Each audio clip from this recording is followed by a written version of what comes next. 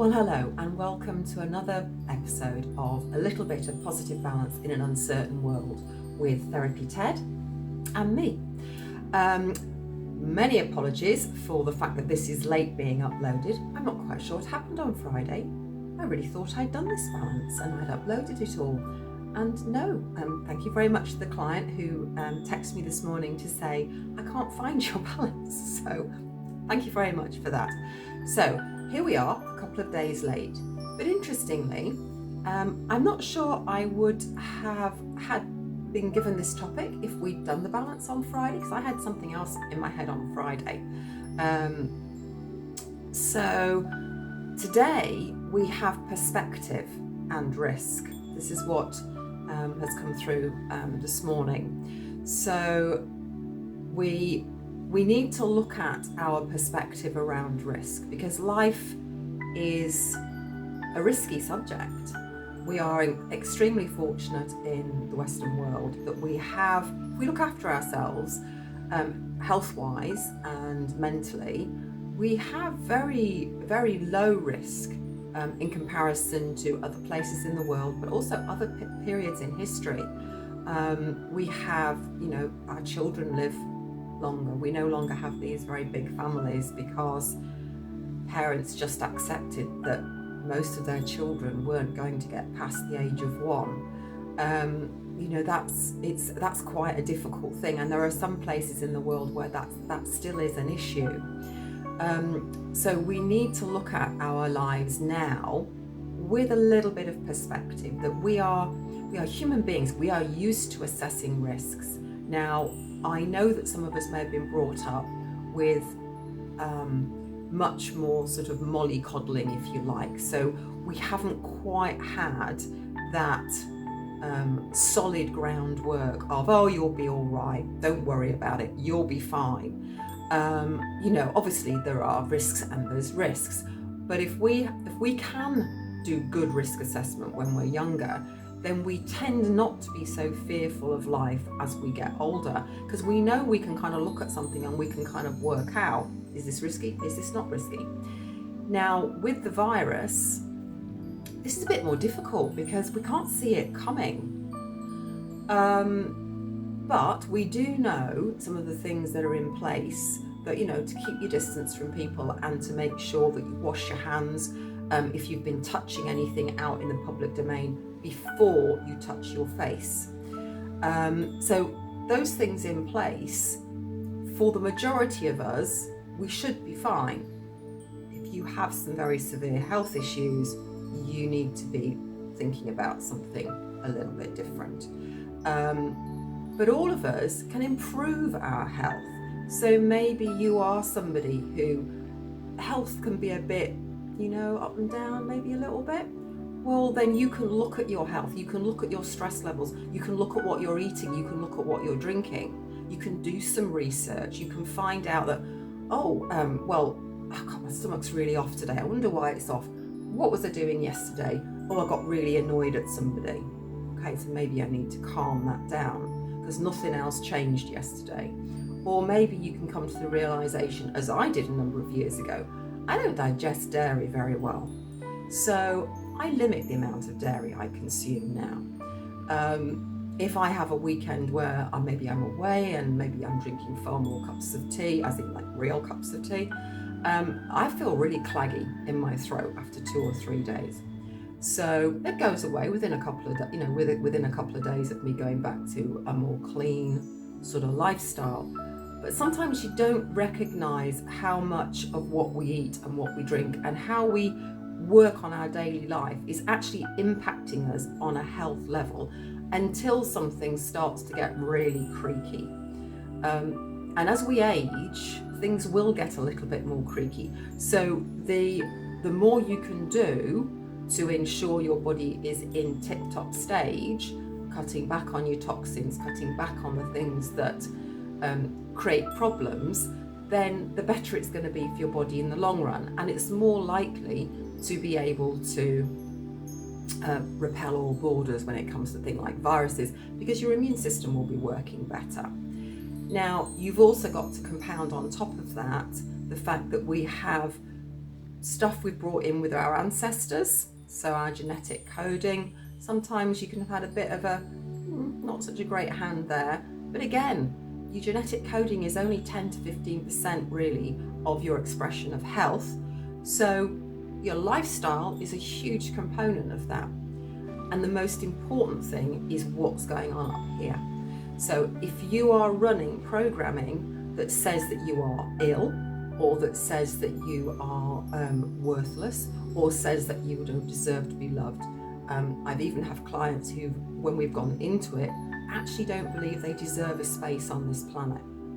So these are all things that you may not even be aware that you're running in the background. You may be running some kind of a victim program. It's, everything's always wrong. It always happens to me. Or maybe you've got kind of more of a martyr thing going on. Now, none of these will be things that you have created in this life. There will be things you've inherited and then you've compounded them. So if you can get rid of that early bit of programming, then you can go forward and you can be more balanced. You can be more kind of go with the flow. Things won't affect you quite so much. You won't see things in such a personal way.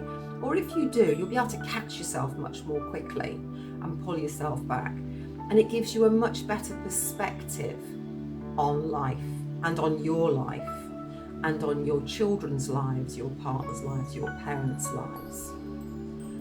I think all of us need to recognise that we have a perspective on the virus that is maybe slightly more heightened than it needs to be. An interesting statistic, last year 38,000 people died on our roads in traffic accidents. Now that number is dramatically down this year because we're not driving. But is that going to stop you getting into your car and driving somewhere? No. You might think about making sure you're paying attention, not doing anything stupid, not trying to answer your phone or maybe change a these days we don't really do CDs, do we? But old days when you used to change a CD or used to change a cassette, that really ages me. So when you think about these things, we don't need to stop doing something. We just need to risk assess it, and we need to kind of go, no, as long as I keep away from people, take relative precautions in the same way that you would do getting into a car to drive, then we will be fine. Okay. And then you shore your body up from the inside by reducing that stress level, eating well, and then that means the body physically is more able to cope with anything that gets thrown at it. Okay. So the balance actually has been running since we started this. So if any of you have been yawning, that's probably why. But I'm going to tell you a little bit. I'm going to tell you about it now anyway. So we had white on the body, and that will be here somewhere, although of course all of us know what the colour of white is. And the main thing for this is lighten up. So it's about just being a little bit lighter, maybe not taking things quite so seriously. It's about recognising where the truth is in things, that we can't be 100% safe. That's not the world. The world is not, well, unless you want to stay at home and not interact with anybody in complete isolation. So the balance has the white, lighten up. This also clears toxicity and it purifies the body, it enhances clarity and understanding. And it's about peace and comfort. But it's also about surrender. So this is surrendering to the fact that you can't be completely safe all of the time. It doesn't actually exist in the modern world. The COSBATs for the emotional stress release points are on the root chakra. Caps are facing up, so this is all about being really grounded. This is where your power comes in from, making you feel secure. We start off with an original trigger, unresolved traumas. We then go into a survival mechanism, negative beliefs. We didn't need to find out what either of those were because they'll be different for all of us.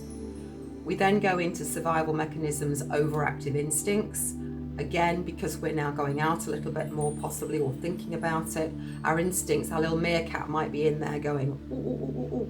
So we need to kind of just calm him down a bit, get him a bit more chilled. And then we've got 2 ancestral healings. We've got emotional predispositions. Talked about that a little bit at the beginning, which is what we've inherited from our parents, grandparents, great-grandparents. And we've also got repeating issues. Now, Therapy Ted has everything here. And what I want you to do is I want you just to close your eyes, and I want you just to think about risk. And then I want you to feel what's happening in your body. When you think about taking risks, what does that feel like?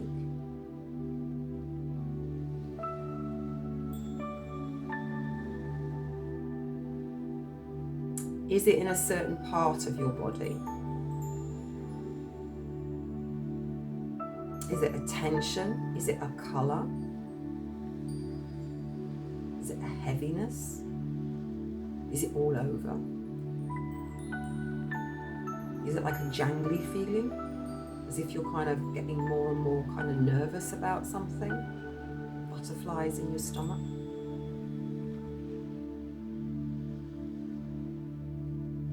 Or are you relatively calm? Just be a little bit aware that there's been a slight raise of maybe a bit of a okay.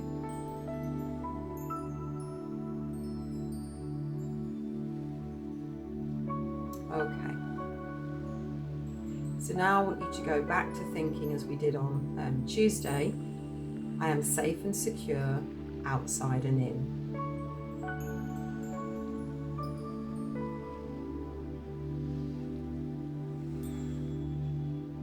I want you to see that colour of white.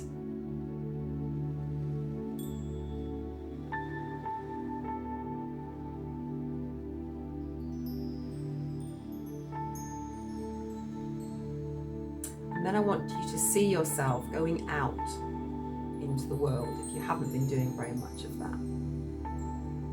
Driving in your car, getting on a bus, going shopping, meeting a friend.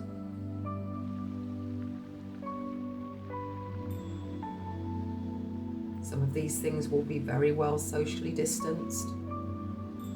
Some maybe not quite so much.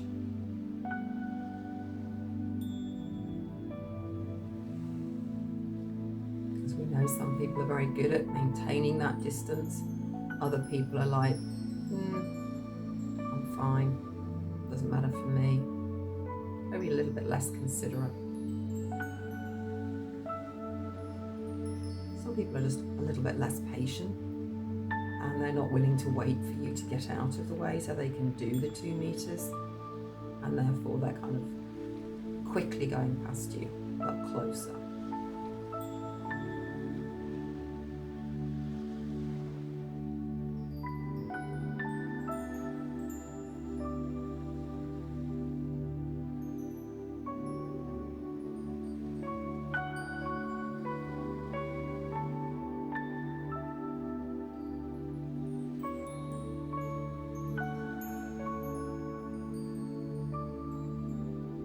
I want you to think again, I am safe and secure outside and in.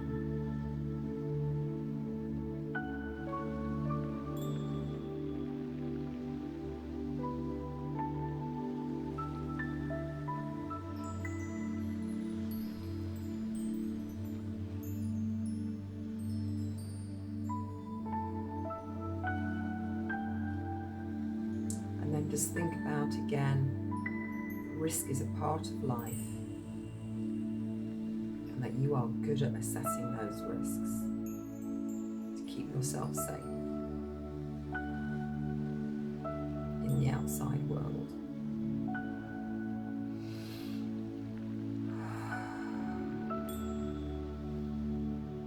Okay, Therapy Ted has finished here.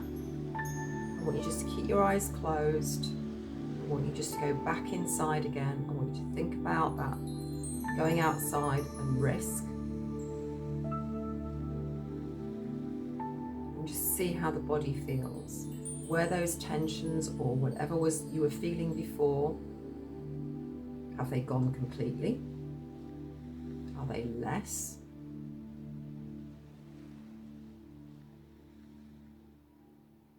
If they're actually the same, I would recommend that you re-watch this video a couple of times until you get to the point where you actually have you can feel a lot calmer about taking risks.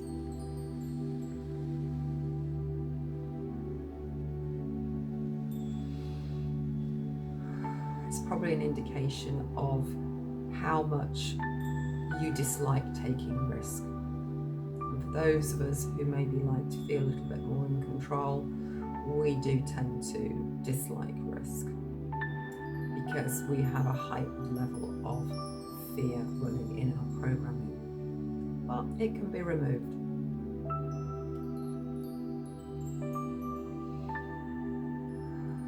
Okay, so if you feel like you need just to sit for a bit and just let this settle after the end of this video, then obviously please do. Therapy Ted and I are done, and we will see you on Tuesday for another little bit of positive balance in an uncertain world. Please comment below if you felt any difference, or even if you haven't, and like the video if you've liked it. Share it to as many people as you want to share it, who you think might benefit. And obviously, if you haven't subscribed and you'd like to get more of these, then please do below. Okay, bye-bye now.